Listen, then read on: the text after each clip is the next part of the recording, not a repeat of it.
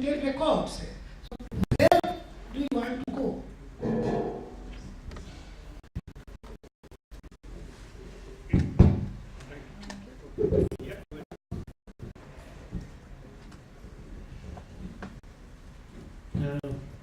I have two queries. First of all, the kind of presentation that you did probably it has some political economy implications, the way you distinguish two parts. And in that, what I see that in the first part you emphasized on the occupational change, and which is key. And then in the second part you emphasized on the regulation, deregulation, rather.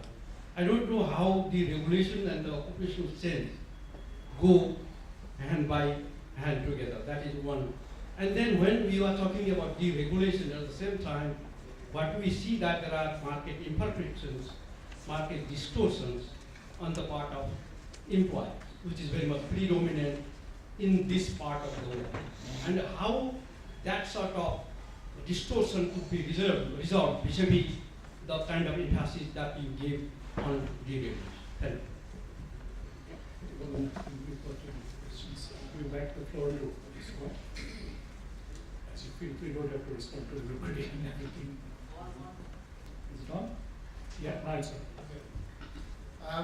So let me try to not just answer each one singly, but pull them together. So one, so in terms of your comments, I think the question of what comes first is obviously not one I can answer properly. But I think one advantage of regulation is that, or deregulation, liberalization, is that as somebody else pointed out, it's a political economy issue, because from the perspective of keeping a group of workers who are already advantaged at the expense of a massive workers are at a disadvantage, it's not really a defensible position. And so I think the question then is, can you find ways that are politically palatable enough to, and I think that's what's happening. Some of the states are trying some different things, the government's sort of on it to some extent, you know. And then you've got also, as somebody pointed out, the sort of private sector solution, which is just to hire, to work around things. So I don't think you'll get to an optimal situation with pure workarounds, because there's a lot of evidence that firms are resistant to getting bigger. Some of that has to do with regulation, some of it doesn't. And so I think we need to kind of think about regulation as a whole, and not just in labour, and really with a view to sort of encouraging the kind of disadvantaged set to get into these industries. That's sort of the tenor of what I'm saying. The thing is wrong-headed to begin with, and so you might as well, if things are wrong-headed, you should be throwing them out and taking on different views of the world. And if you take a very, very modern view, which is a sort of, you know, what's happening in the UK, I think, you know, the number of people who take jobs for life are you know, vanishingly small these days. And so I think the real world has moved on beyond permanent employment and all that. So I think that's my view. I absolutely agree that there's many other dimensions. I particularly like the cities and energy one, I guess, because I think they're much slower moving, particularly given all the kind of groups involved in cities and energy provision, all that. But it feels to me like one of the advantages of regulation, liberalization, is that it's cheap. You don't have to, you know, there's a lot of political capital expended, but not so much real capital. And so I think that all I'm saying is to push hard on that. On the question of, and then I think cities and energy will probably come next for me. This issue of city government structures and so on, which, you know, it's important. So at the moment, what Chang, Taisi, Enrico Moretti and I are doing is simply looking at, you know, we notice, like many others have, that some cities have grown much more quickly than others. That's sort of interesting in terms of population and employment. And we're trying to sort of figure out whether some elements to do with informal housing and so on are part of that story. Of course, in the US issue, there's two views as to why cities grow. One is to do with statutes or governance. Some cities are more pro-development, like, look around here, Gargalan, here's much more pro-development. A lot of the industry has gone there. And then there's also geography, where again, Gargalan has the advantage of sort of desert in front of it, like Tucson does, and can build out into that. So I think those are, obviously you want to think about both. But I think it's so critical because I do not believe that all industry has to be located within cities to the pollution question. But I think there is something about agglomeration which is magical, that somehow things happen in agglomerated settings. And by no means is that all in manufacturing. You take the City of London, what's happening there is magical, and it's happening in fashion, it's happening in media, it's not happening in Chelmsford. So I think that there's something we need to think about how to encourage that. On Albert's point about so it's a bundled intervention, so we don't know. So you get training, you get weekly visits, which is pretty unique for 2 years, and you get obviously a big relaxation of the credit constraint. There's also, I think, probably elements of confidence building. These women are semi-destitute, so you get convinced that you can run these sorts of things. But we do an internal rate of return calculation in the paper, and 90% of the beneficiaries are, the rates of interest they could borrow out are below that internal rate. So it does look like we're at least partially consistent with the credit market constraint. I think just to finish, to the gentleman at the front, I think this political economy issue is the big one, because whether somebody mentioned, energy, or we're talking about regulation, where you have insiders and outsiders, you have people receiving subsidies in energy, people not receiving subsidies. It takes a lot of effort and maybe some cost to change those things. But when they're done in a setting where, for example, you're penalizing industry at the expense of low productivity agriculture, it doesn't make any sense. And I think we have to, as economists, we have to say it doesn't make any sense. And then we have to do what we can to sort of push policymakers to take some action on those areas. And I think both in the area of regulation and energy, and indeed the way that cities operate, I think it's really, really striking. I spend time in Partha. The people running Partha have virtually no power to change how Partha is run. And so if Partha wish to attract, it has very high human capital people, all seem to be at the airport, who are working somewhere else in India or the world. If they wanted to, retain those people and grow industry, I'm not sure they have a lot of powers to make the kind of efforts you would need to make, which would certainly be vested with a Vietnamese mayor or a Chinese mayor. So I think one thing which we could critically think about is whether we need to move some powers. So we're, I think, increasingly seeing competition between Indian states to attract industry, both service and manufacturing, whether we should be moving some of those powers further down towards cities, so that you have cities within states who are trying to attract the Foxcons or whoever it is that they're trying to attract into those states. I think that might actually be a positive move in terms of the way cities are run, because the reason Chinese cities and Vietnamese cities are run well is because the city governments have a big incentive to run them well to attract those investments. Thank you. I think we have run out of time, so I'm not going to continue at the moment.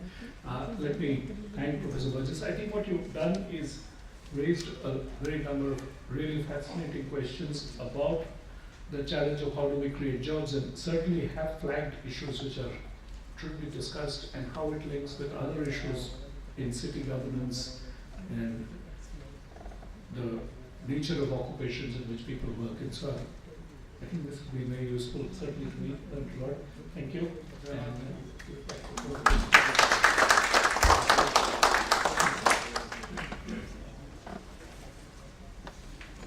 Thank you, Professor Burgess. Thank you, TC. So, now we're breaking for tea, and it's a request if we can have a 10 minutes tea break, and we can start with the next session in short while. Thank you. Do you take this? Hey.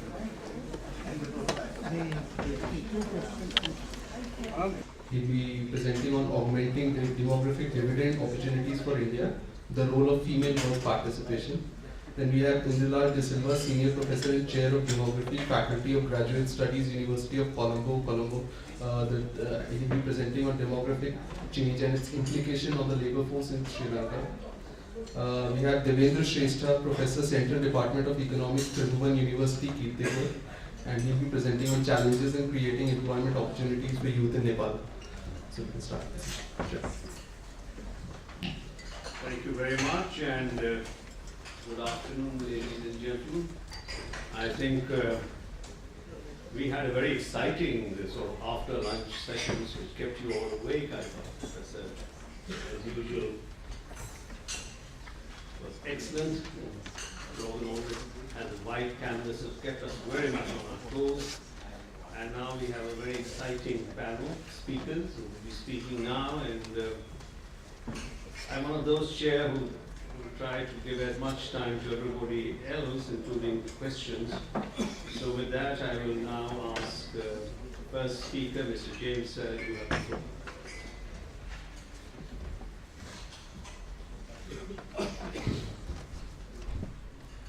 Thank you, Chair, and good afternoon, everyone. Basically, I will be presenting on the demographic dividend and perhaps the major debate which is happening on India on demographic dividend, and perhaps throw some light on what is really the truth behind demographic dividend, because there are also a lot of skepticism on actually whether India will be able to garner the demographic dividend. From there, I will move on to the second part of my presentation, which is slightly on the female labor force participation, which is critical inputs to the demographic dividend. But I won't be, although it is an ongoing work on the female labor force participation, so I may have a preliminary result to give you, but I may not have the adequate stuff right now to share because the analysis is still underway.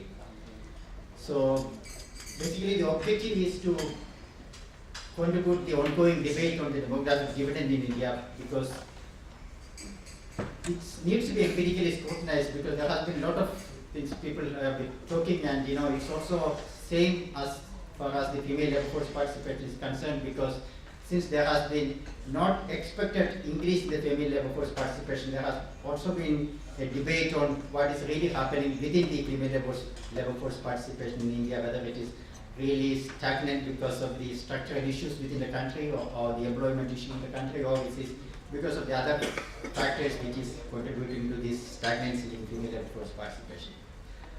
Just put a background. I don't think that I need to get into details of this background, because all of us know that India is experiencing a rapid demographic changes in recent decades, because our fertility level has substantially come down. So we are in the demographic dividend period that is understood and accepted by all of us, and we all also know that India is also going to area which was considered to be a demographic disaster now become a demographic boom in terms of the demographic parameters, not on the demographic dividend parameters. So that way, actually, most of the states in India is achieving closer to achieving replacement level, except the northern parts of the country, which is also recently very drastic reduction in fertility, which is going to have a longer years of demographic dividend for the India. And demographic change, all of you know, will create a situation where we will have a demographic opportunity, which is expected, which is something around 61% of the population right now in the working age group, which is expected to increase to something around 67% in the coming years, and it will continue for the next maybe 20 to 30 years for India. That perhaps it will slightly come down later, but it is still expected to have something around up to 2050. We have an advantage period, primarily because of the laggards in the demographic transition, because we have the northern part, larger states, which is actually lagging behind the demographic transition, and southern states, which is forward. So naturally, if you combine together as a country as a whole, we have a boom period which is going to happen. So because of all those things, we know that in any population, age is such an important critical criteria. So each age structure has its own impact on economy. That is what well understood by economists. So because of the age creates a ripple, so also it creates a boom for the economy. That is also perhaps well known. But what was surprising for India, when demographic dividend has been well accepted in almost all the countries of the world, that it's going to create an economic opportunity for the country or economic boom for the country. But India has always been a matter of debate, because the debate has been whether actually the current growth of India's population itself or current growth in India's adult population itself can it lead to an economic boom, because we are illiterate, we are unskilled, we are unemployable, not employable. So it is all because of these criteria. So people have serious concern whether actually it is something which can be employable or something which can really lead to economic growth in the country. So, but the optimist always argued that there is a consensus that there is a demographic opportunity and that will lead the country take towards the economic boom.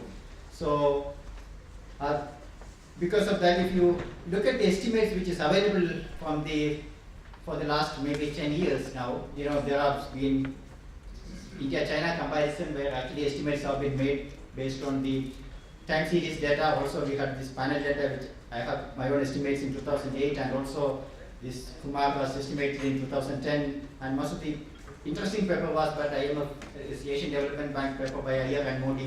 It's also all using state level panel, which has very clearly indicated that the demographic boom, the demographic changes has a very positive impact on the economic development of the country. The economic growth will, according to Iyer and Modi, it is something around 20-30% increase in the economic growth will happen because of the demographic changes in the country. But if you look at any other methodology that is based on the regression methodology, even there are people who have done decomposition methodology, which was also estimated, which also shows that most of the states in the country, also has this benefit of demographic advantage. Although people have skepticism that this unemployable group of adult population may not help the country, but the estimates really show something considerably different, although the writing has been considerably different.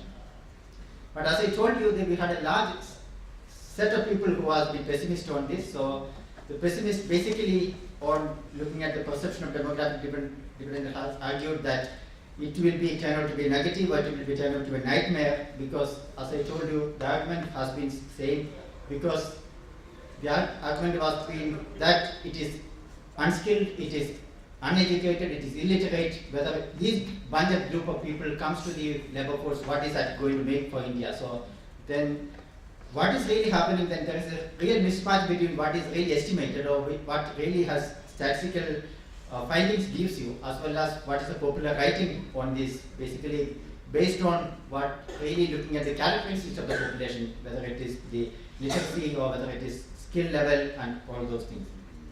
So basically one needs to go a little deep into it. Then one has to see actually the factors which can contribute to the demographic dividend. So we can say there are something called 5 distinct forces facilitating demographic dividends. So these forces can be broadly classified into accounting and behavioral, but I will not look at the accounting part much more, because always demographic dividend advantage comes from the behavioral forces. So let us little more careful look at the behavioral forces on the demographic dividend. So the prime behavioral forces considered to be, one is the women's work participation. One is one of the most important, because demographic dividend typically happens, there is a decline in the fertility. So younger age group, the number of people born in the younger age group is less. So naturally, the women at this point in time has much more time to spend for the labor market. So if women are increasingly entering the labor market and contributing to the economy, so naturally it will get into a demographic dividend, because there will be an enhancement in the economic growth. The second one argument was that there should be increase in saving, because you have a period where you also try to see that you will also, the life expectancy is going to be high, because you are living in a better world with better health facilities and all those things. So naturally, you would also have a tendency to save more, because within the household also, because your number of children has come down. So naturally, your chances of saving more is much better right now. So because of the household saving as well as all those things, we can have a better demographic dividend opportunities. And the third one is the relocation of the resources, which people say because of the changes in the age structure of the population. Now government has to spend much less on the younger population than which they were doing earlier. So government will be able to spend much more on the adult population for creating employment as well as for the productive sector, which is what one of the arguments, which may not be very true in India, because India, there is no way India government can actually withdraw from the sectors of education and health sector, so that way the opportunities are much less.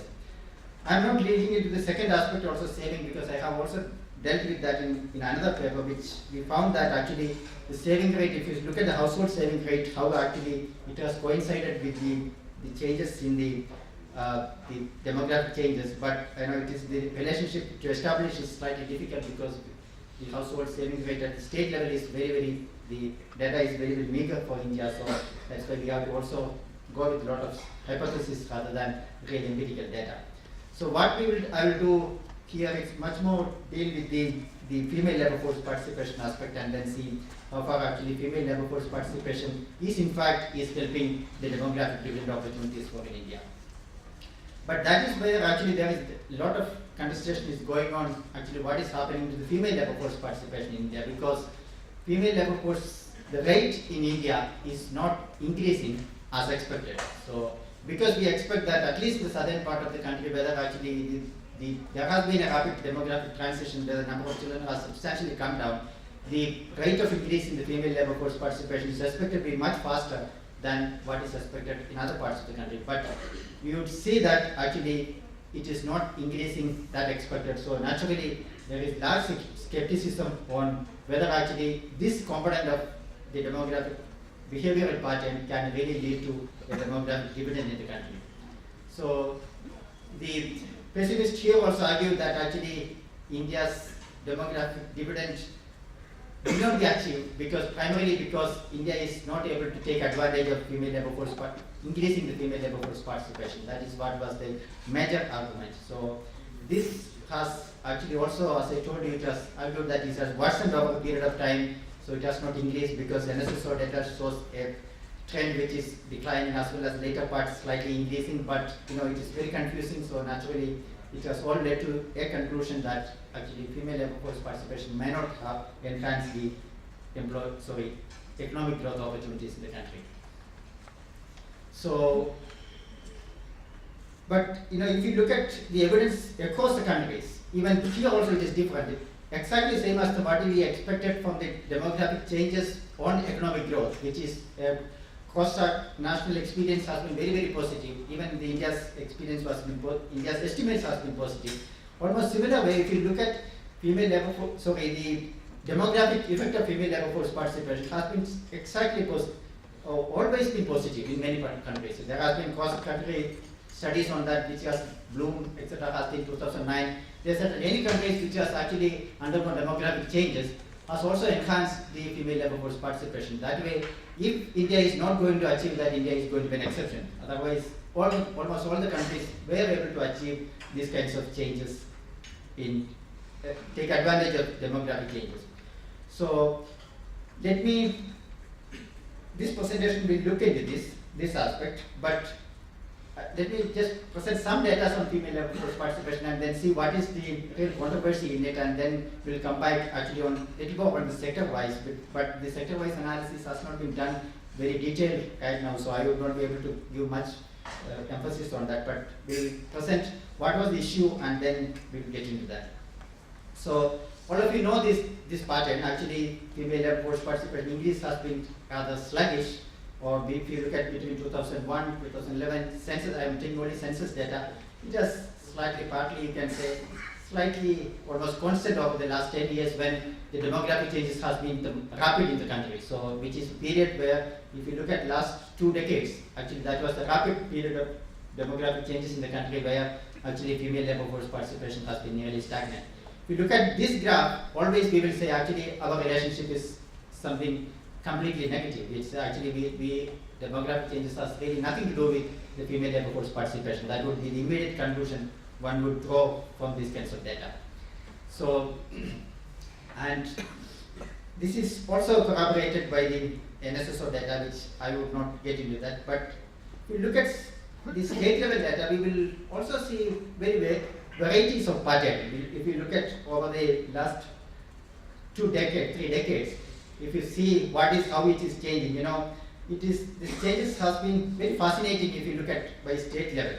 I think some states initially it was negative, and then slightly it became positive, and I don't have the time to really look at each state level, so I will now reserve it, because I will just show the macro picture finally on this. And all of you know some of the major arguments for that. One is that people argue that there is a U-shaped relationship between economic growth and female labor force participation. That is why actually this relationship is happening, because there can be withdrawal of women from the agriculture. So naturally, because most of the women are working in agriculture, so when the demographic change is happening, there is also a possibility that women are now more oriented towards the other types of job, which is so they are withdrawn from the market. That is one of the reasons which is.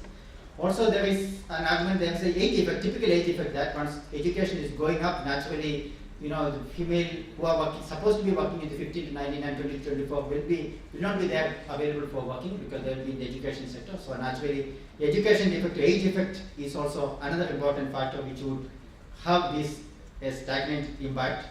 And also, there is the last one is the argument that there is a structural issue which is going to affect these kinds. So I will just show you the preliminary analysis, and then I will do.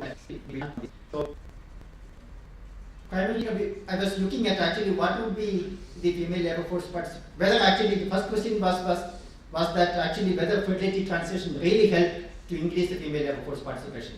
If you look at over a period of time, we have looked at the pooled cross-section data for the last 3 decades or 3 census period, and if you look at that, we again see a very positive relationship between here. So if you look at age-specific fertility rate, that is the fertility rate at each age group, how far actually it helped the women to enter into labor market. If you again see a negative relationship, in the sense that if the fertility level is low, actually women is increasingly participating in labor market. So even in India's case, not only across the world, but even in India's case, is really showing that actually there is a demographic changes is ultimately going to help women to enter into the labor market. That part is clear.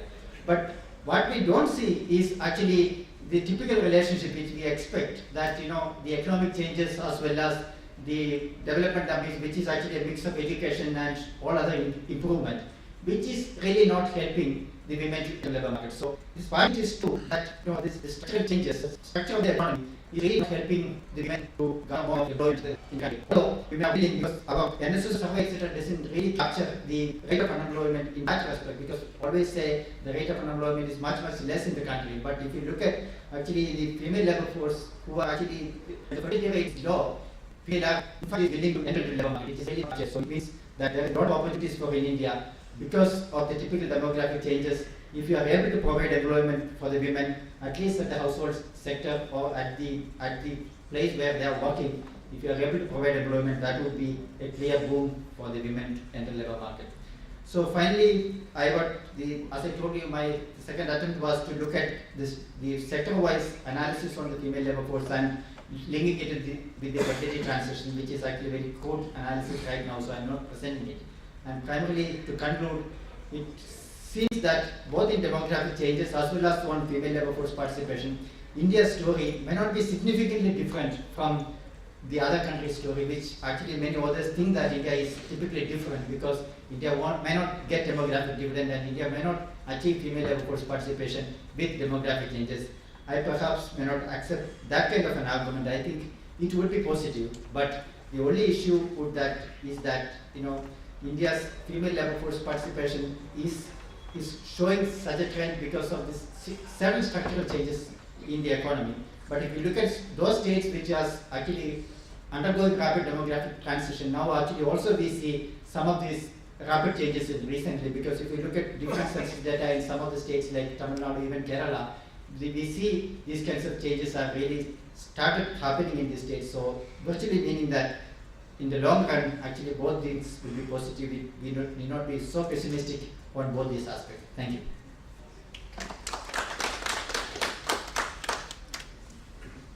Thank you very much, Professor James, and now Senior Professor Indus Visinda, sir.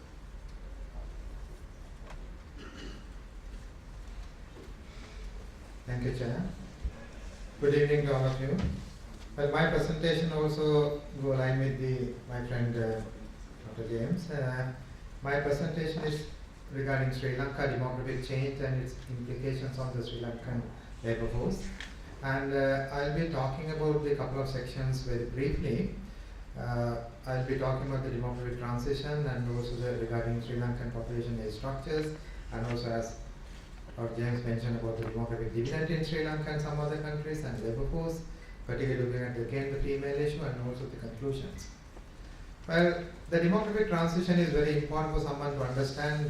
That's basically indicating that, you know, how the population is changing during last couple of decades. Say in Sri Lankan terms, if I mention that in Sri Lanka the mortality started to decline somewhere in 1920s, that means premature deaths has been avoided gradually since 1920s, that means about 200 years back since then. But fertility started to decline. The number of births per woman in fact started to decline somewhat recently, that means 1960s.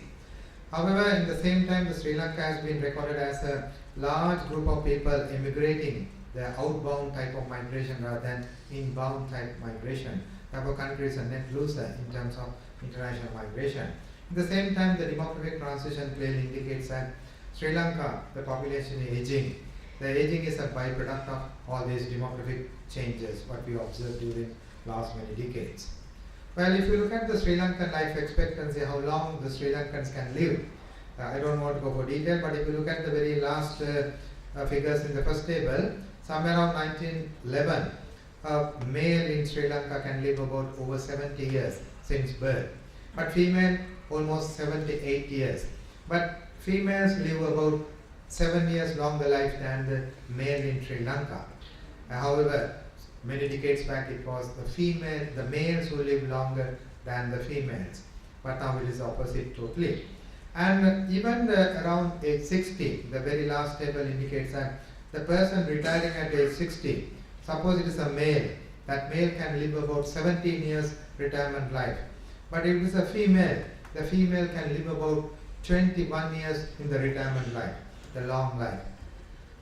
And also in terms of fertility, very briefly, somewhere around 50s and 60s, on average, a female tends to produce more than 5 children, 5 to 6 children on average. But now it has declined to almost 2 children. Therefore, Sri Lankan fertility has declined very significantly. The red color bar, the graph indicating that very significant and very rapid decline of fertility in Sri Lanka. In terms of the international migration, as I told you that if you can observe the very first table, last column, Sri Lanka, every time the international migration is every time very much negative figures. That means number departing from the country is much bigger than the number arriving into country. And therefore the Sri Lankan population change is to some extent has influenced by this international migration. Therefore all this fertility, mortality and international migration is really contributing to the changes in the Sri Lankan population. Somewhere around 2012, the last population census we had, the size of the population was 20.4 million, much smaller compared to the Indian population, something like 1,300 million. 2012 it was just over 20 million, and we are expecting that Sri Lankan population to grow something like 25 million by another 20-30 years time. Well, Sri Lankan population is not only the total population has changed, its sex structure also changed. 30-40 years back, we have more males in the society. Say for example, for every 100 females, we have 106 men in 1971. But now, 2012, for every 100 females, we have only 93 men. A feminization of the society, more females, longer life of the females, really contributing for this scenario.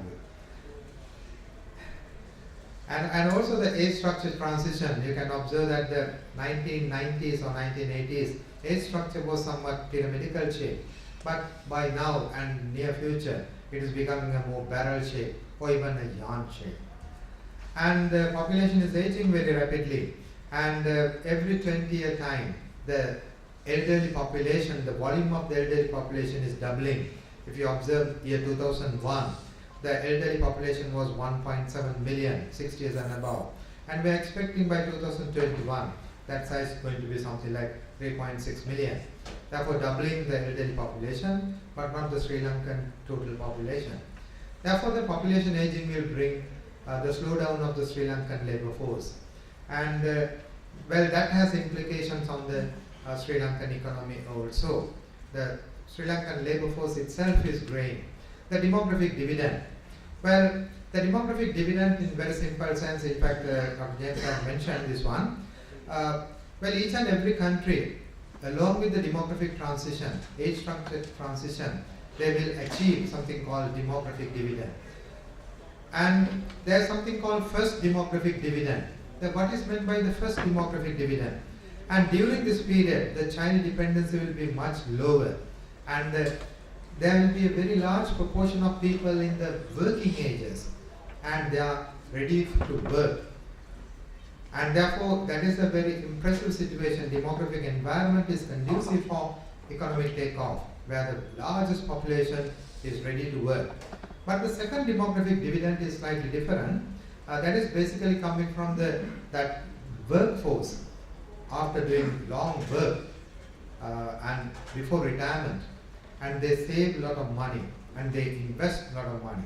And some of the countries in East Asia like Japan, Korea, and even they are experiencing the second demographic dividend, which is not the age structure transition, but large savings and investment per se. Therefore, each country would undergo the basic, the period of demographic dividend, what you call the demographic bonus, during age structure transition. And newly industrial countries like Korea, Singapore, Taiwan, and many other countries are experiencing this demographic dividend, which is very positive impact on the economic growth. As I mentioned, the highest proportion of population, therefore you define the working age population as 15 to 59 or 15 to 64. The proportion will be highest during the demographic dividend period. The elderly and the children will be at a minimum level where the demographic dividend is experienced by any country. Therefore, examples, dividend.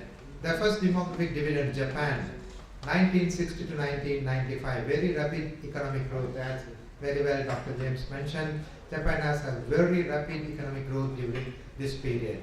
The large potential workforce, very productively employed. And South Korea, 1970 to almost 2000, and now they have almost completed the first demographic dividend, now approaching the more technologically advanced and more investment related kind of second demographic dividend. And India, of course, according to many writers, India has approached or entered to the demographic dividend era, the first demographic dividend, and India will experience this one for about 40 years or 45 years, the demographic dividend more or less until up to middle of this century. And India is expecting further rapid increase in the growth of the economy. However, India will also notice that it is better to mention this point. It is very much important to understand that India will have a very large volume of youth bulge. The Indian government, private sector, and a lot of other sectors will be having a lot of challenges to provide productive employment for this youth bulge and other groups who are searching for employment locally as well as internationally. Now, for Sri Lankan case, if I define the working age as 15 to 59, we entered the demographic dividend early 1990s, and more or less now it is ending, very few years remaining. But if I take the 15 to 64 as a working age population, the Sri Lankan demographic dividend will be available for another 15 or 17 years time. And in a more graphical form, if I show you that the narrow definition, which is 15 to 59 as a working age, very prime working age, or in other words, very productive demographic dividend, which was from 1991 to 2017, which is we are very much at the end of the demographic dividend. The more productive one is concerned, we are at the end of the demographic dividend. However, there are a lot of questions whether Sri Lanka has effectively utilized the demographic dividend, yes or no. That is a policy question to be answered. However, the lessons learned from the East Asian countries, demographic dividend is not the automatic magic will take off the economy. You require so many other things to be settled, or other things to be provided. The political stability, the international relations and the political stability, one of the key parameter investment is concerned. And also savings and investment, and also the productivity, and also the knowledge economy also very important. And also in terms of knowledge economy, human capital also very important.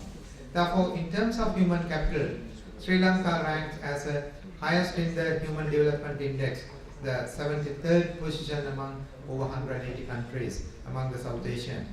But whether Sri Lanka has really used the demographic dividend very productively, that's a question. If you look at this particular graph, the red one is the labor force participation for the both sexes, and the bottom one is the female one. As same like India, the Sri Lankan female labor force participation is not increasing, not even stabilizing, even slightly deterioration we are observing. Slight deterioration, the last line of the graph, which is the female one.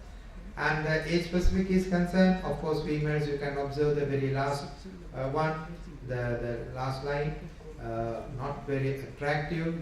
And when we move into the conclusions very quickly, the point I was indicating very much similar to what Dr. James mentioned, that due to number of cultural and economical, security and labor, and also labor regulations, flexible work, and so many other work, child care, and so many other things are related to this female work participation.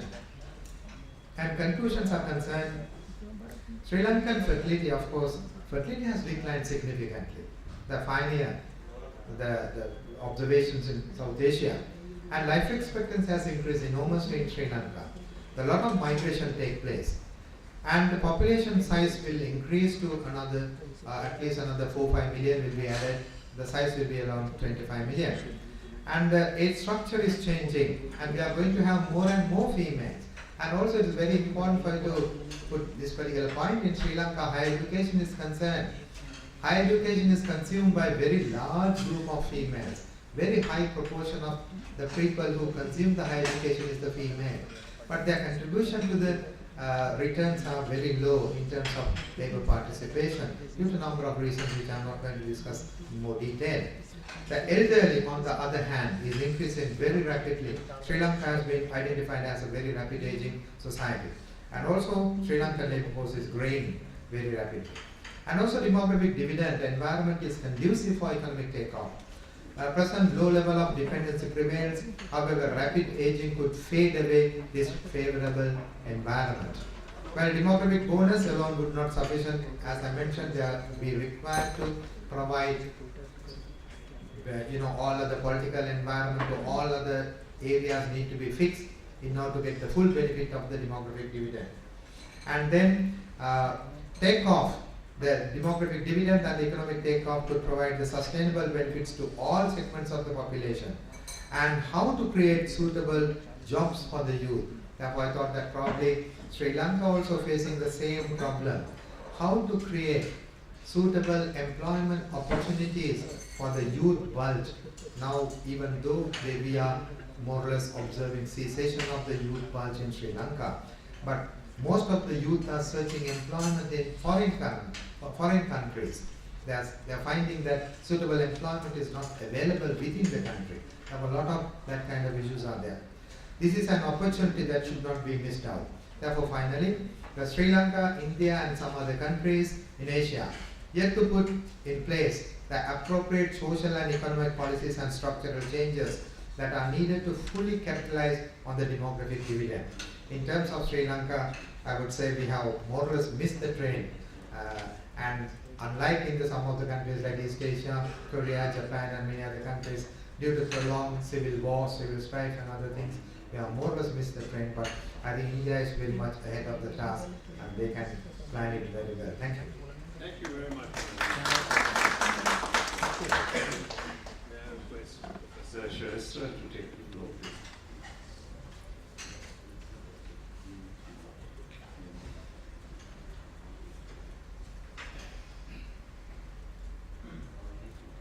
Chairperson, discussant, paper presenters, participants.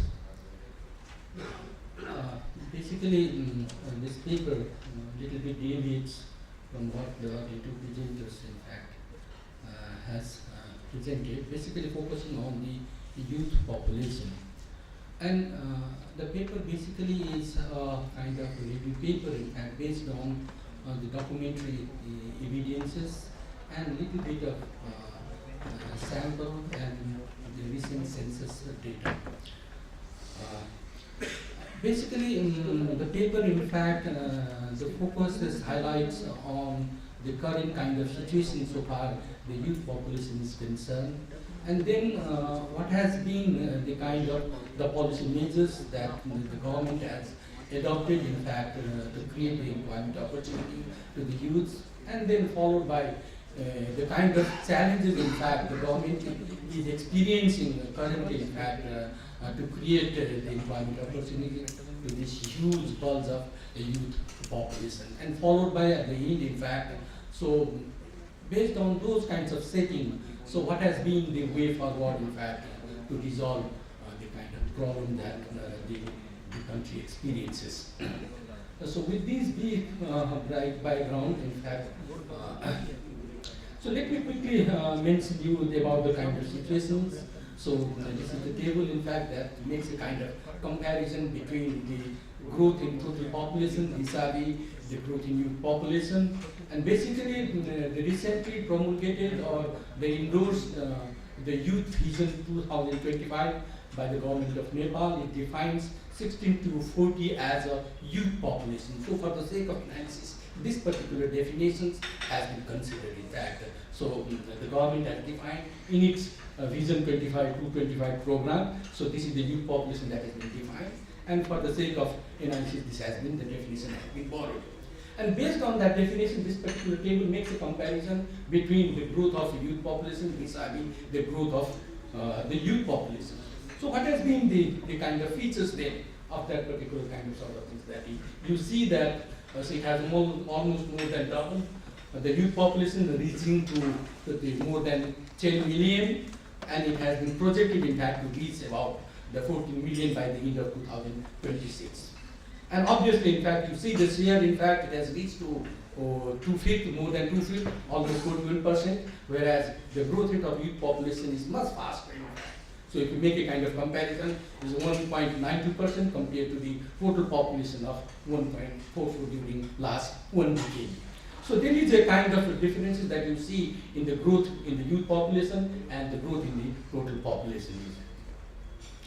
And now again, the two previous presenters have talked a little bit about the demographic dividend. So we also face similar kind of the kind of situation. Yet, in fact, the Josh also said something about the growing kind of debate about whether the country has reached, in fact, to that particular stage to garner the demographic dividend. I don't want to get into that particular kind of controversy. But what generally one can observe is that there is a concentration of youth population, 48%, with low median age of 15 to 22 years, in fact. So in the case of population age group, if you look into the 15 to 64, then it suddenly goes up to about 60% of the total population. And obviously, and as the previous presenters also said, it is expected to cause the spending on dividends and spurs economic growth. So generally considered as demographic bonus, provided this bonus is nurtured and realized effectively.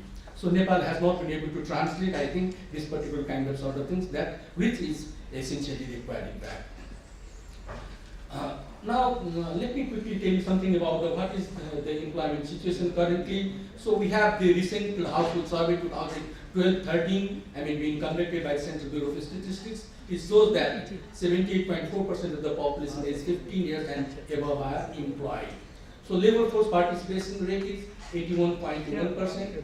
Unemployment is very low at 3.3% in 2013, much higher in urban areas at 8%. So among the youth, in fact, the unemployment rate in urban area was much higher, it was 14%. So this is very important issue. So this is the kind of composition that we see so far. The employment composition by sector is concern. It's again predominated by agricultural sector and followed by manufacturing, and then the total service sector is also contributing a lot, almost more than 20%, 23.3%, whereas the share of agriculture has been declining over the year. So now there is also the problem of labor underutilization. What this particular, in fact, based on the 2012-13 kind of the survey being conducted by the Central Bureau of Statistics, the labor utilization rate, as you see, in fact, is more prominent among the literate population and also of the 15 to 24 age population. This is very important kind of sort of thing, and this, in fact, conveys that there is a problem of educated unemployment, and mainly, in fact, the early youth, in fact, is more, affected by this particular kind of labor underutilization rate. As usual, you see, as many other underdeveloped countries have experienced, in fact, the problem of labor migration, Nepal is also not different. It's also facing a kind of labor migration problem, both internal as well as the international migration as well. So, again, this particular has been the important kind of debate going on, whether it's good for the economy or not. That is a different kind of sort of things. I don't want to dwell upon that. But what, in fact, is being considered, that this is being considered as one of the safety valve, in fact, for the government. So far, the policy development is concerned. About 1,500 workers, in fact, leave the country every day. The total is estimated to have reached almost 3.6 million, which is quite high, in fact. And we see that 364,000 has left for foreign employment in the last 8 months alone. You see, this is the latest figure that we have for 2014-15. For the last 8 months, 364,000, in fact, has left for foreign employment. This is a huge number indeed. And obviously, it has brought some kind of solar so far, the remittances and the engine for economic kind of the growth is concerned, you see. And the statistics recently released by Nepal Last Bank, in fact, revealed that the remittance income, in fact, has reached to $5.22 billion, in fact, for the year 2013-14, which, in fact, accounts about 28% of the GDP. So now, the other important kind of sort of things is again that the paper, in fact, try to dwell upon in the employment creation.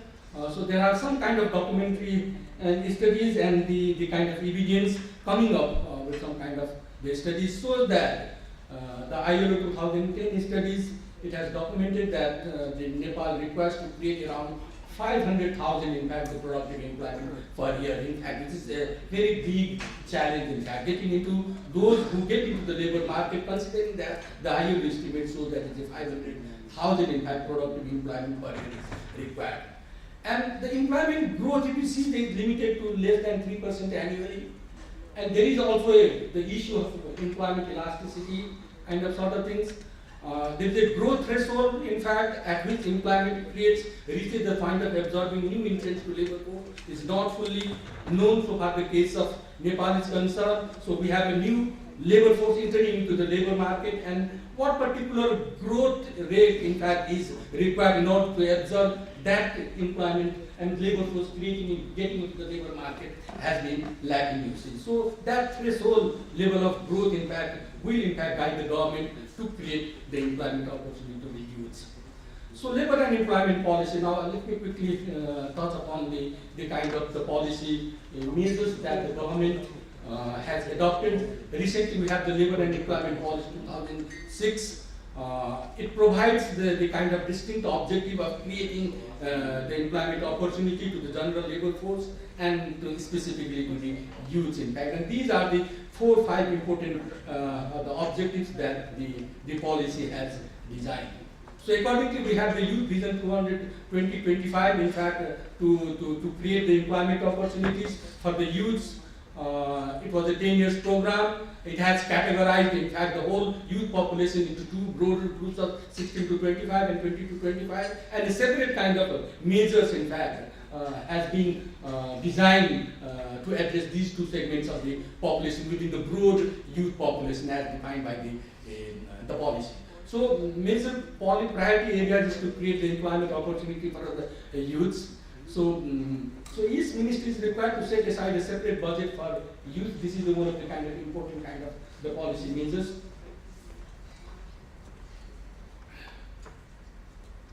And accordingly, similarly, we have the kind of different kind of the youth and small enterprise employment fund has also been created, and it has been helping a lot, in fact, to provide the collateral-free loan, in fact, to the unemployed youth, so that they could use that kind of loan and make investment in their kind of self-employment kind of sort of thing. So, and it is a low interest rate loans, and this is the particular kind of a fund that has been created and trying to address the problem of youth unemployment by providing some kind of.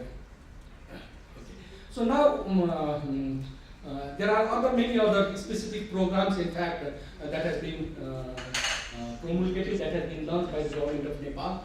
Now let me quickly go through the kind of the challenges, in fact, that we have been experiencing so far the youth employment opportunities is concerned. So as I mentioned, in fact, the employment growth is lagging behind so far the labor force growth is concerned. 2.2% and 2.6%. This is the kind of the statistics that we have obtained from a documentary evidence. So there is another issue of low productivity, in fact, and Nepal's per worker productivity is considered to be the lowest in Asia. In fact, this has been the study found. So this is a very important kind of issue that we confront so far by creating employment opportunities concerned. So predominance of employment in informal sector. In the morning there was a separate section, so that has also been the kind of typical feature of the Nepalese economy. Study documented that economic growth is less effective in terms of employment generation. So there has been an issue of jobless growth, which is also in fact a kind of debate going on in our own kind of situation. There seems to have been modest kind of growth, yet in fact not being able to create the employment opportunity to that extent. So there is the issue of the mismatch between demand and supply. There is a poor infrastructure. So there is a government inefficiency in public spending. The study has shown that in fact less than 50% of the allocated budget in the first 8 months. So this is a very important kind of issue, you see. So saying that the inefficiency in public spending, in fact, if the government would have been able to use in fact the larger share, then definitely the employment would have been created. So Nepal has slipped 5 places from 94 to 99, ranked in the latest Doing Business report 2016, and this is again the kind of important kind of sort of thing so far the foreign direct investment is concerned. So low agricultural productivity, again the disappointing foreign direct investment. So the trade union and labor issues, so we have been talking this morning also about these kind of sort of things again. So in Global Competitiveness Report 2013, so Nepal ranked 114 out of 144 in fact countries in the cooperation employee labor relationship. This directly hits about the kind of the prospects and the potentials of foreign direct investments. So you have the too many trade unions also so are there. So now, so almost let me quickly focus on a little bit about what is the way forward then. So in fact, so these are some of the kind of sort of things whether if we could do that the youth unemployment could be prepared, you see. So the employment oriented policies required in fact that so better education or better jobs should be the kind of sort of things that we should look into. So there is the issue of the technical education, there is the